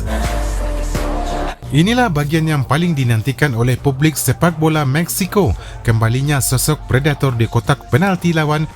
Jika pada tahun 1986 mereka memiliki Hugo Sanchez sebagai ikon global, maka di tahun 2026 tumpuan harapan itu jatuh kepada Santiago "Santi" Gimenez sebagai penyerang modern yang telah membuktikan ketajamannya di Eropa, mulai dari dominasi di Eredivisie bersama Feyenoord hingga kepindahannya ke AC Milan dengan nilai transfer mencapai 35 juta euro. Santi adalah jawaban atas kerinduan Meksiko akan sosok predator yang haus gol. Ketajaman Santi menjadikannya harapan tunggal bagi rakyat Meksiko untuk mengakhiri kemandulan di babak gugur yang telah menghantui selama puluhan tahun. Ia memikul beban sejarah yang berat, yakni menjadi eksekutor krusial yang mampu menuntaskan peluang. Tugas yang dulu gagal diselesaikan oleh para penendang Meksiko dalam drama adu penalti yang memilukan melawan Jerman Barat di perempat final 1986. Dengan ambisi besar untuk mematahkan kutukan tersebut, setiap gerak-gerik Santi di depan gawang kini menjadi nafas bagi mimpi seluruh bangsa yang ingin melihat tim kesayangan mereka melampaui babak 8 besar di tanah air sendiri. 4. Teka-teki di bawah Mister Gawang. Posisi penjaga gawang selalu menjadi tempat paling sakral dalam sejarah sepak bola Meksiko, dan menjelang Piala Dunia 2026, posisi ini menghadirkan drama emosional yang tak terduga.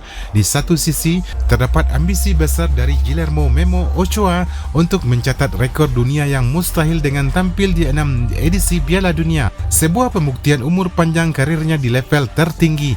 Namun teka-teki mengenai siapa yang akan menjadi starter sempat memanas ketika Luis Malagón tampil dalam performa puncaknya bersama klub Amerika dan diprediksi akan mengambil alih tongkat estafet dari sang senior. Sayangnya, takdir berkata lain ketika mimpi Malagón hancur berkeping-keping akibat cedera robek tendon Achilles pada Maret 2026 yang memaksanya absen dari turnamen terbesar di tanah airnya sendiri. Tragedi medis ini seketika mengubah peta persaingan dan menempatkan beban berat kembali ke pundak Ochoa yang kini menjadi harapan utama untuk menjaga gawang Meksiko di usia 40 tahun. Dengan pengumuman resminya untuk pensiun segera setelah turnamen berakhir, Piala Dunia kali ini bukan lagi sekedar soal statistik bagi Ochoa, melainkan sebuah tarian terakhir yang penuh emosi. Jutaan pasang mata akan menatap penuh harap ke arah Mister Gawang, menanti apakah mental baja sang legenda mampu memberi perpisahan yang manis bagi publik Meksiko yang merindukan kejayaan. Beda performa dan nilai pasar. Di luar teknis lapangan, kekuatan Meksiko menjelang 2026 tercermin jelas melalui beda performa dan nilai pasar mereka yang semakin kompetitif. Dalam rilis terbaru peringkat FIFA per April 2026, Meksiko sukses menduduki posisi 15 dunia sebagai pencapaian simbolis yang sangat krusial kerana mereka berhasil mengungguli rival abadi mereka, Amerika Serikat, yang kini membuntuti di posisi 16. Momentum kebangkitan ini membuktikan bahawa Meksiko tetap menjadi penguasa zona CONCACAF sekaligus memberikan suntikan kepercayaan diri bagi publik tuan rumah sebelum turnamen dimulai. Secara finansial, skuad Meksiko memiliki nilai pasar total sebesar 79,80 juta euro, angka yang menunjukkan dominasi pemain yang dengan nilai pasar stabil dan matang di kompetisi profesional. Meski saat ini Meksiko masih kekurangan sosok pemain berstatus Galactico dengan nilai ratusan juta euro, harapan baru muncul dari talenta muda seperti Armando La Hormiga Gonzalez. Striker berbakat ini baru saja mencatatkan lonjakan nilai pasar hingga menyentuh angka 15 juta euro, sebuah aset paling berharga yang menjadi simbol regenerasi kekuatan Meksiko. Pada evaluasi laga terakhir melawan Portugal dengan skor 0-0, hasil imbang di Estadio Azteca pada Maret 2026 menunjukkan dua sisi. Secara pertahanan, Meksiko tampil sangat solid dengan meredam kreativitas lini tengah Portugal yang dipimpin Bruno Fernandes.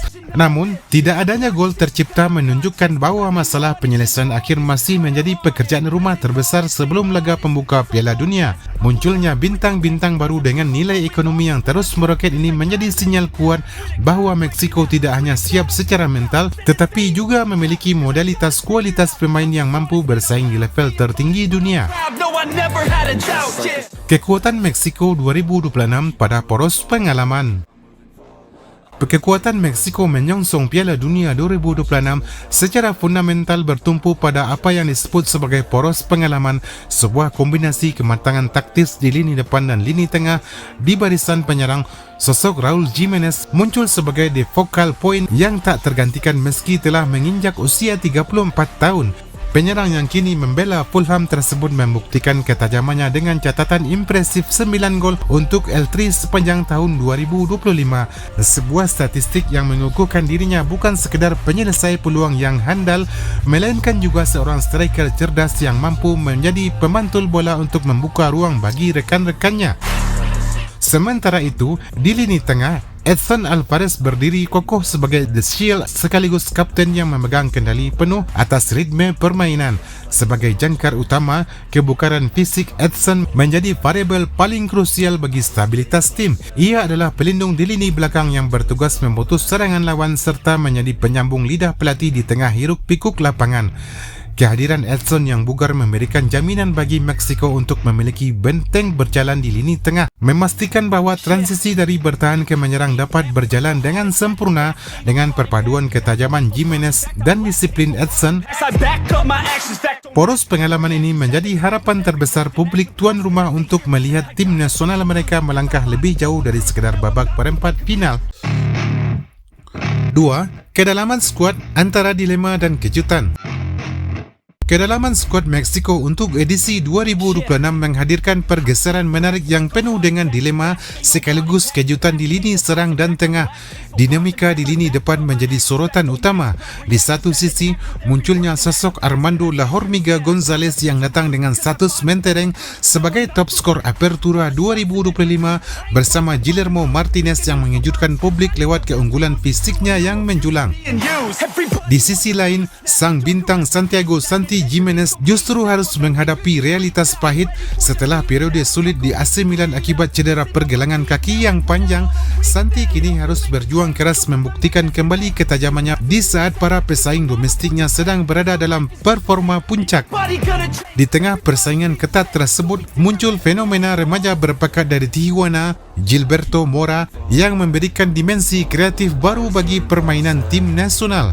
Pemuda berusia 17 tahun ini bukan lagi sekadar pemanis cadangan, melainkan telah bertransformasi menjadi senjata rahasia yang mampu memecah kebuntuan lewat visi bermainnya yang jenius. Kehadiran Mora ditambah dengan fleksibilitas taktis dari pemain seperti Luis Romo dan Eric Lira memberikan Meksiko kemampuan untuk bertransformasi secara cair dari skema menyerang menjadi pertahanan berlapis dengan 5 bek. Dengan kedalaman skuad yang lebih berwarna ini, Meksiko tidak hanya memiliki stabilitas tetapi juga elemen kejutan yang diperlukan untuk menghancurkan dominasi tim-tim besar dunia di hadapan pendukung mereka sendiri.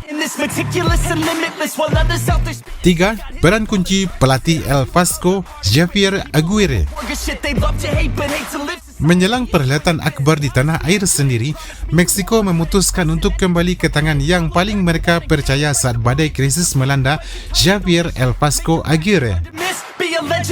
Penunjukan ini menandai periode ketiganya memimpin tim nasional di panggung Piala Dunia setelah sebelumnya sukses membawa El Tri melewati fase grup pada edisi 2002 dan 2010. Berbeda dengan para pendahulunya yang mungkin terjebak dalam pencarian gaya bermain cantik, Aguirre datang dengan filosofi pragmatis yang jujur dan keras. Ia adalah seorang problem solver sejati yang tidak ragu mengorbankan estetika demi mengamankan hasil akhir yang krusial bagi bangsa. Namun, jalan menuju kejayaan 2026 tidaklah mulus kerana Aguirre kini tengah berada di bawah tekanan hebat menyusul hasil uji coba yang naik turun sepanjang tahun 2025. Luka paling dalam terasa saat Meksiko harus menelan kekalahan telak 0-4 dari Colombia pada Oktober 2025. Sebuah hasil yang sempat mengguncang kepercayaan publik terhadap stabilitas tim. Meski Federasi Sepak Bola Meksiko (FMF) telah memberikan dukungan penuh. Ujian ketangguhan yang sesungguhnya bagi Aguirre terletak pada kemampuannya untuk menyatukan ego para pemain senior dengan ambisi meledak-ledak dari barisan pemain muda dalam waktu yang sangat singkat. Di pundak sang pemadam kebakaran inilah harapan jutaan rakyat Meksiko digantungkan untuk melihat tim nasional mereka tidak hanya sekedar menjadi tuan rumah tetapi juga menjadi kekuatan yang ditakuti di dunia. Komparasi peringkat dan kekuatan global.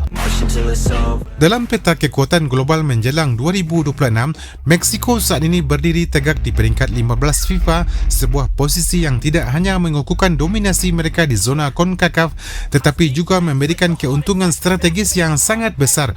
Berkat statusnya sebagai tuan rumah, Meksiko secara otomatis ditempatkan di pot 1 sebagai tim unggulan, sebuah hak istimewa yang memungkinkan mereka menghindari pertemuan dini dengan raksasa dunia di fase grup.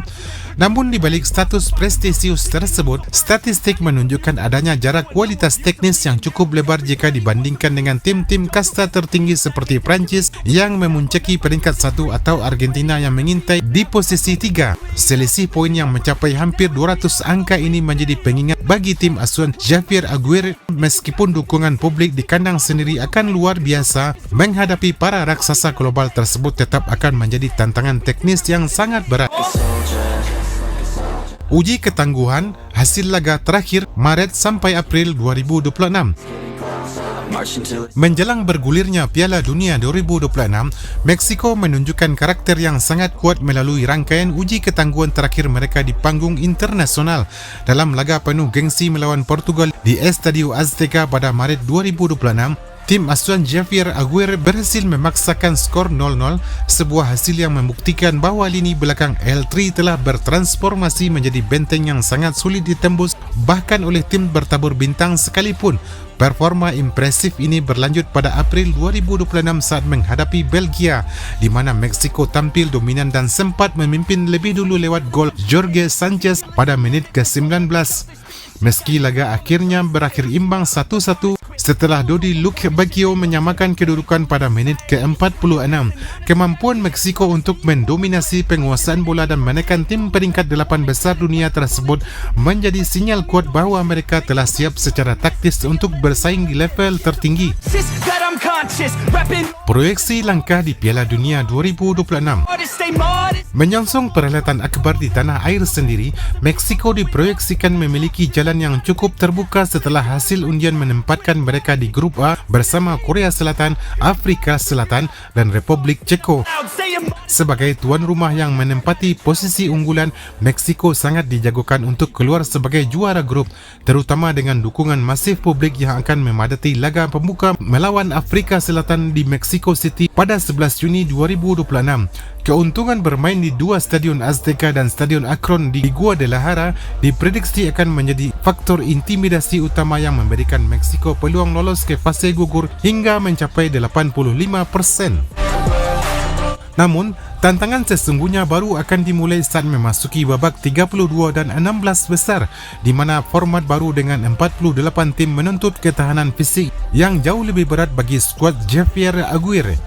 Meskipun diprediksi mampu melewati hadangan di babak awal fase grup berkat kedalaman skuad yang stabil, Meksiko akan kembali berhadapan dengan tembok besar sejarah di babak perempat final atau yang dikenal sebagai kutukan Quinto Partido. Jika takdir mempertemukan mereka dengan raksasa seperti Prancis atau Jerman di babak 8 besar ini, peluang kemenangan diperkirakan berada di angka kritis 40-50%. Di titik nadir inilah, keberhasilan Meksiko akan sangat bergantung pada kembalinya magis Estadio Azteca serta ketajaman Santiago Giménez untuk mengkonversikan setiap peluang menjadi gol krusial demi mencatatkan sejarah baru menembus babak 4 besar dunia.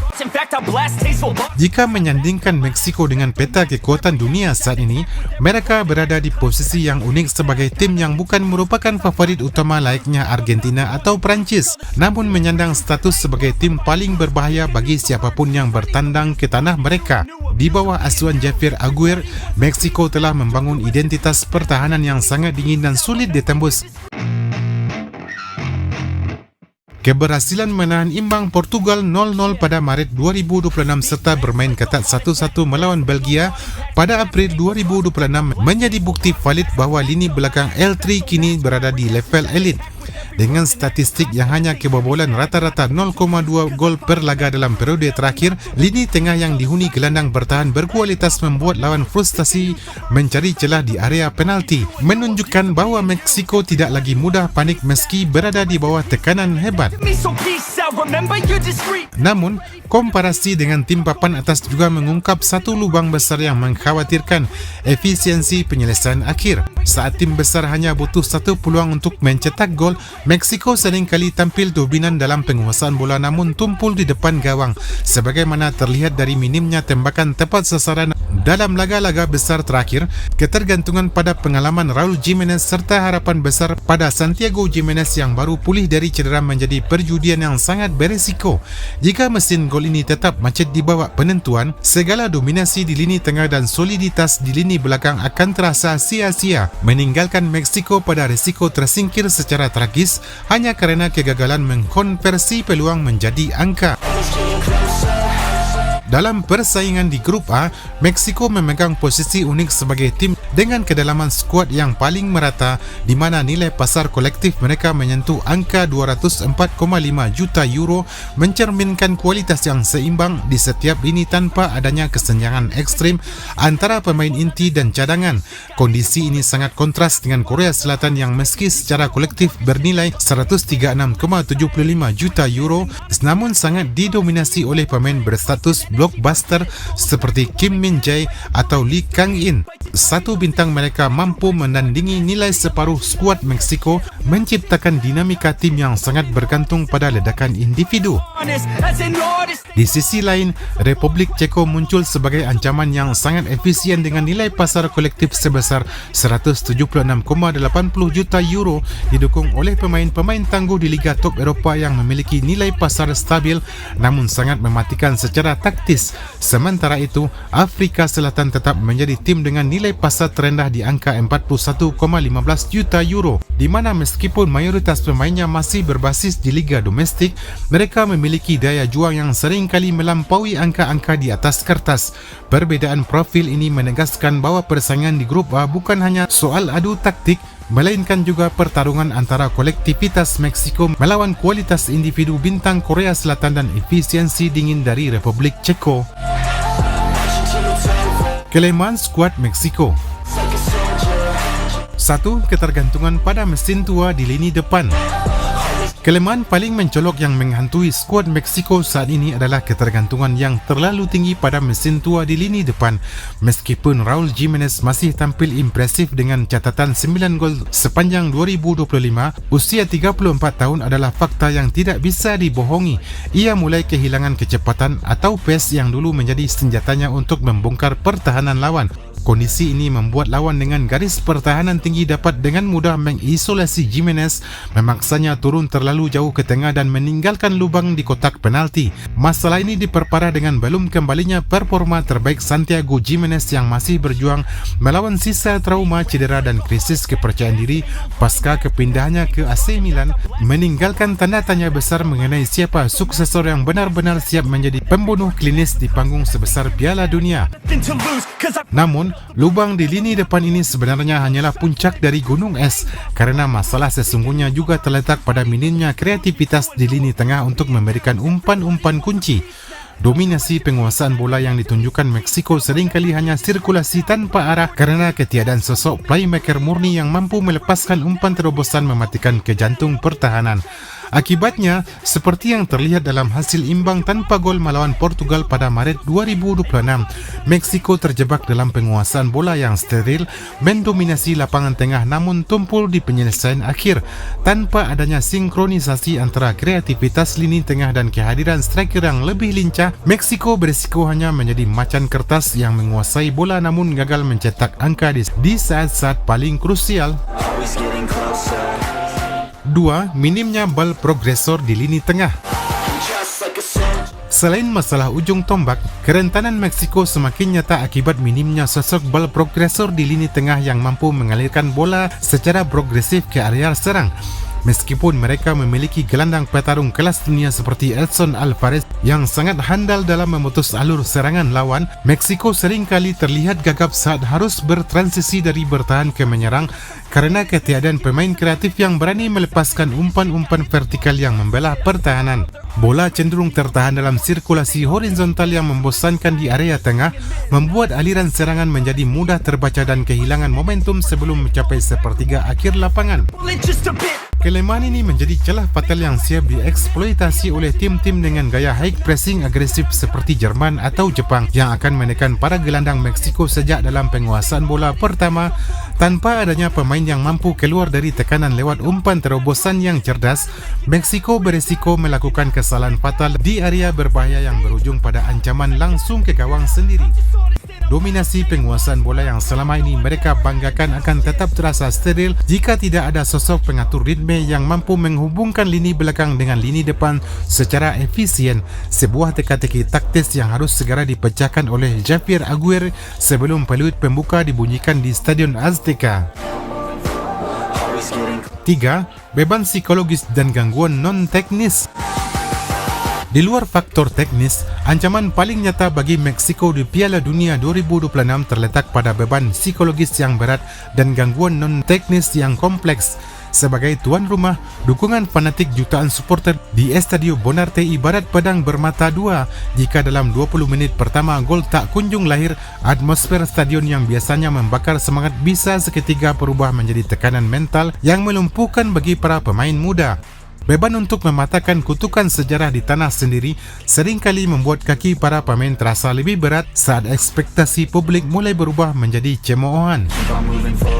Kondisi ini diperparah oleh situasi keamanan nasional yang memanas, terutama di wilayah Guadalajara menyusul gejolak konflik kartel pasca tewasnya El Mencho pada Februari 2026.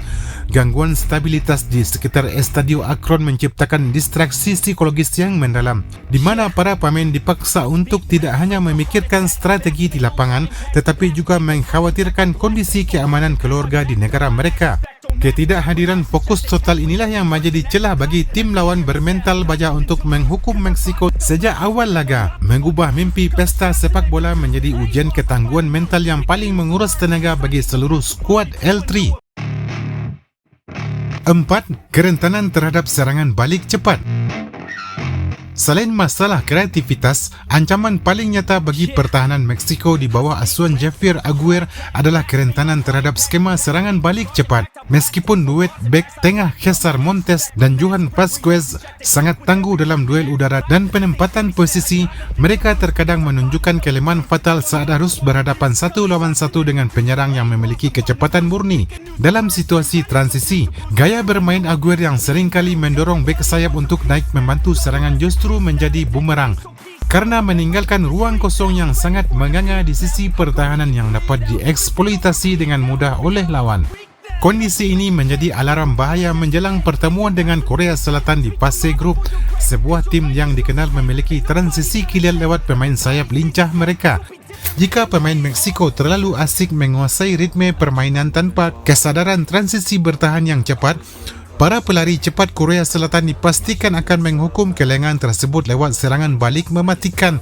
Tanpa adanya kedisiplinan ekstra untuk menutup ruang yang ditinggalkan bek sayap, dominasi Meksiko di lapangan akan selalu dibayangi oleh risiko kebobolan mendadak yang bisa meruntuhkan seluruh rencana taktis yang telah disusun rapi oleh sang pelatih.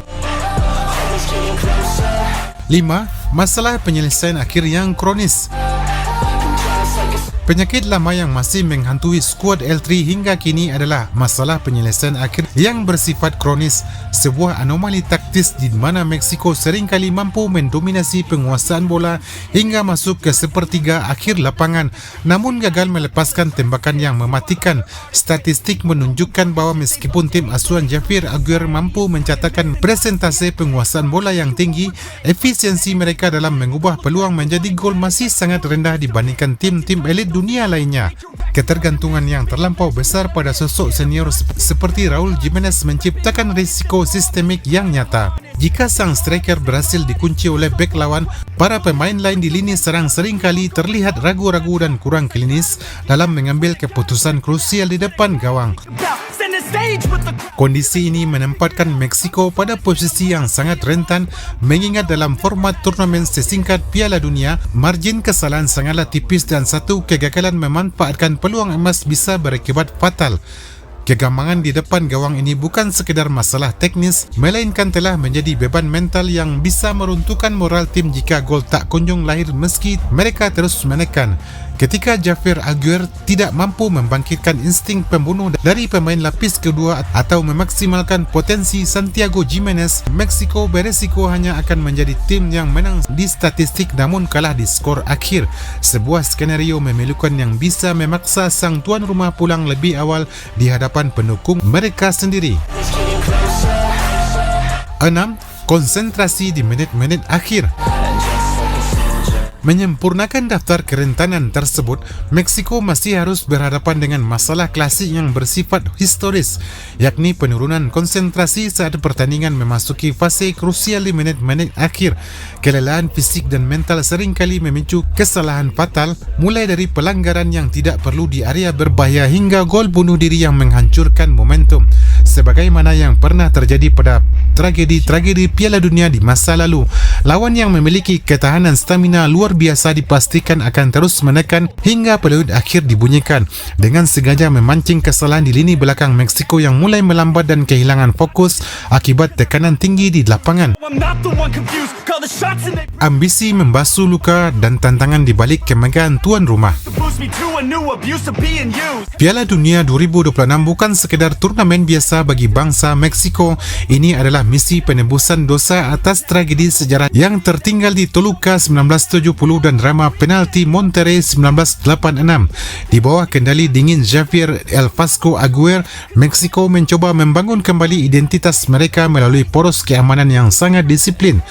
Mengandalkan Edson Alvarez sebagai jangkar di lini tengah serta duet Cesar Montes dan Johan Vazquez di jantung pertahanan, Meksiko telah menunjukkan level elit lewat keberhasilan menahan imbang Portugal 0-0 dan bermain ketat 1-1 melawan Belgia pada awal 2026. Dengan rata-rata kebobolan hanya 0,2 gol per laga, benteng L3 kini dikenal sebagai salah satu yang paling sulit ditembus dunia. Namun, di balik tembok kokoh tersebut tersimpan penyakit kronis yang mengkhawatirkan. Efisiensi penyelesaian akhir. Meksiko seringkali tampil dominan dengan peringkat 15 FIFA yang membawa mereka menjadi unggulan di pot 1. Namun mereka masih terjebak dalam ketergantungan pada mesin tua di lini depan. Raul Jimenez meski masih tajam dengan 9 gol sepanjang 2025 mulai kehilangan kecepatan murni untuk membongkar transisi lawan. Sementara itu harapan pada Santiago Jimenez masih dibayangi trauma cedera pasca kepindahannya ke AC Milan. Masalah ini diperparah dengan minimnya sosok ball progresor di lini tengah yang sering kali membuat penguasaan bola Meksiko terasa steril dan mudah dibaca oleh tim-tim yang menerapkan high pressing agresif. Ujian sesungguhnya bagi Meksiko juga datang dari faktor non-teknis yang sangat unik. Tekanan masif jutaan supporter di Estadio Bonarte bisa berubah menjadi bumerang yang melumpuhkan mental jika gol tak kunjung lahir di awal laga. Belum lagi distraksi psikologis akibat situasi keamanan nasional di wilayah seperti Guadalajara yang sempat memanas. Jika Meksiko mampu menjaga konsentrasi hingga menit-menit akhir dan memutuskan kutukan efisiensi gol, maka dukungan publik dan magis tanah air akan menjadi bahan bakar utama bagi L3 untuk melampaui babak perempat final dan mencatatkan sejarah baru yang belum pernah mereka capai sebelumnya. Pada akhirnya, Piala Dunia 2026 bagi Meksiko bukan lagi sekedar soal hitung-hitungan statistik di atas kertas atau dominasi penguasaan bola yang steril.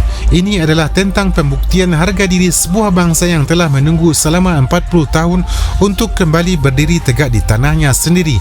Saat lagu kebangsaan himno nasional Meksikano berkumandang di bawah langit Mexico City nanti, seluruh keraguan taktis dan gangguan keamanan akan lebur menjadi satu energi mistis yang hanya bisa ditemukan di Estadio Azteca. Akankah sejarah kembali menulis akhir yang memilukan lewat drama penalti yang kejam, ataukah kali ini keberuntungan akan berpihak pada tuan rumah dengan pertahanan yang kini sekeras baja dan ambisi yang meluap dari kaki muda seperti Armando Gonzalez? Meksiko tidak lagi datang untuk sekadar meramaikan pesta, mereka datang untuk menjemput takdir yang tertunda. Satu hal yang pasti, siapapun yang meremehkan L3 di tanah mereka sendiri mungkin harus bersiap pulang dengan luka yang sama dalamnya, dengan sejarah yang ingin mereka hapus. Dunia kini menanti apakah magis tuan rumah sanggup meruntuhkan tembok perempat final atau justru beban sejarah yang akan kembali meruntuhkan mereka. I'm gonna make you bleed out. Listen on repeat now and read out all the weak now. Get up and make a change. Don't remember yesterday. If you got something to say, speak your mind before you